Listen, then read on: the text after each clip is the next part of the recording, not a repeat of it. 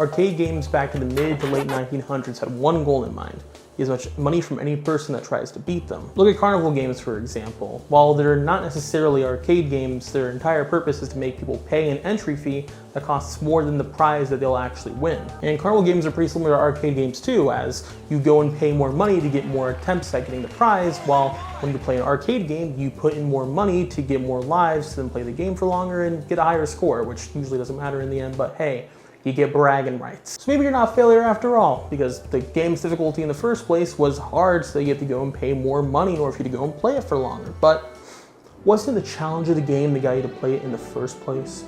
Well, you'd be correct if video games were still played at arcades, but as time went on, home consoles started to pop up, such as the NES and Genesis, which allowed people to go and play these games at their home. But the downside to these games, which were mainly arcade games, were their longevity.